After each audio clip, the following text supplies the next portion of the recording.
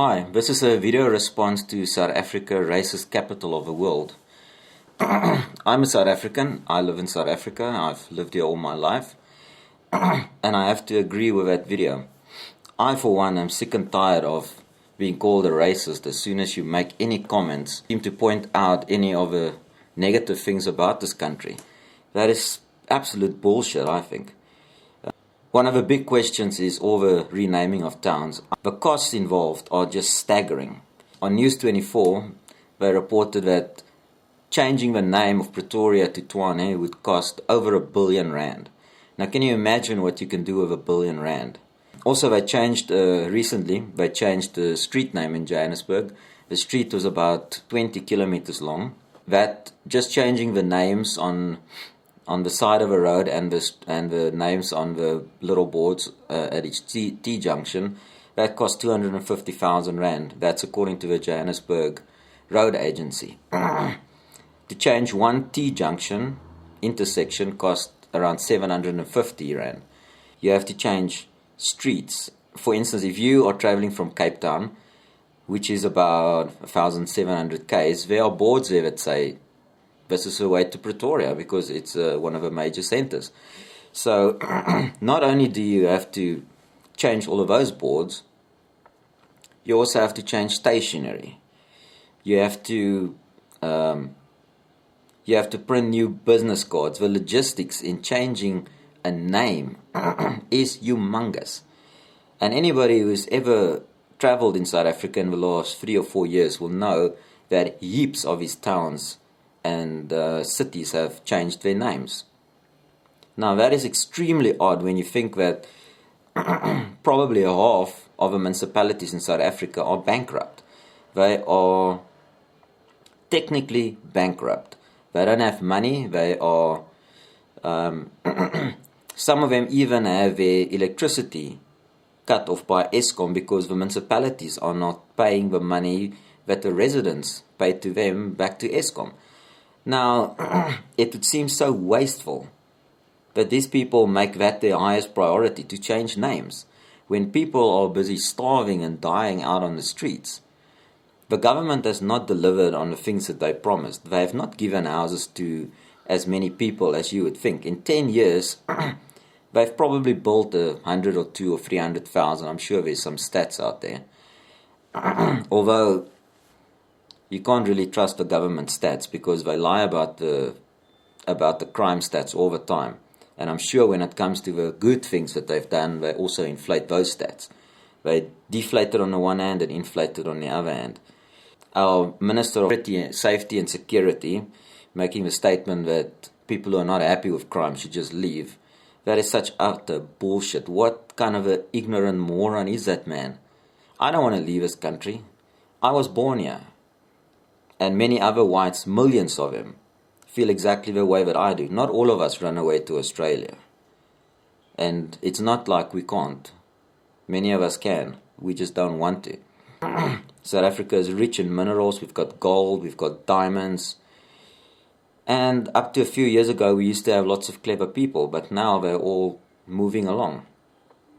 Now the minister is so stupid as to say the people who don't like it can just get the hell out. He will moan about the brain drain in South Africa. Why are all our doctors and pilots and nurses, why are they all leaving? Yeah, that's exactly why. Now we get a bunch of Cubans in here. They hardly speak English. They let a few people die and now we've kicked them all back to Cuba again. The hospital groups that are making billions of rands in profit can't pay their nursing staff enough. So these people are also leaving. They're not taking care of their own people, but they want to import others. And then on the other hand, they moan because there is a brain drain. And the president goes on TV and says that crime is just, the bad crime is just a perception.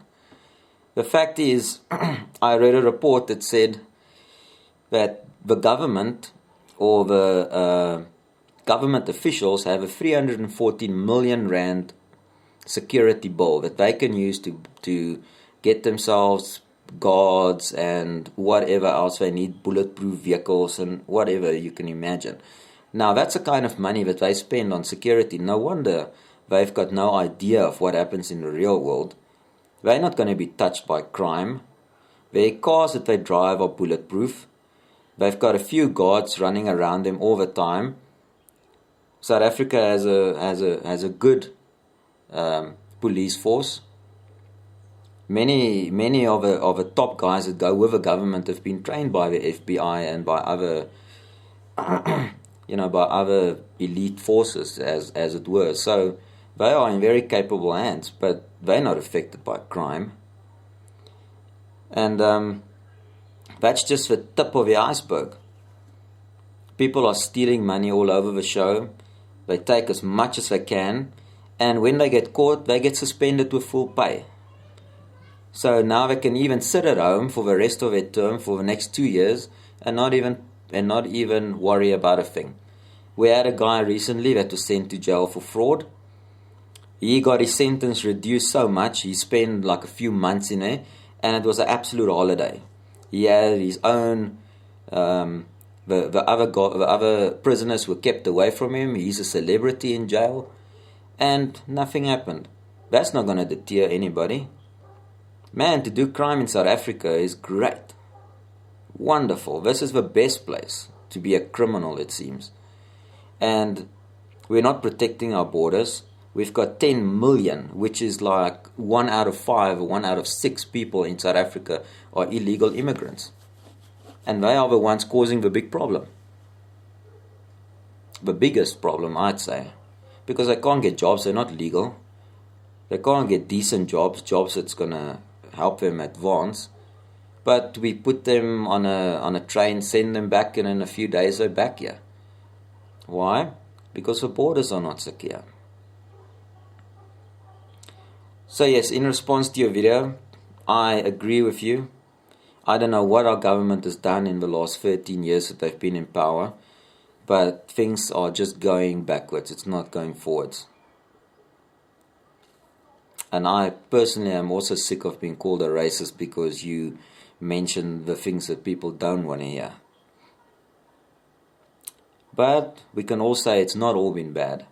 There's been good things as well. But unfortunately, the bad do overshadow the good. But it doesn't help that you've got a great law, but yet 1 out of 4 guys have bought their way out of actually appearing in jail, in court. Or they never ever get there because they pay $300 to an arresting officer and they just disappear all of a sudden, along with their docket. These are things that happen in South Africa all the time. But now that just doesn't make sense.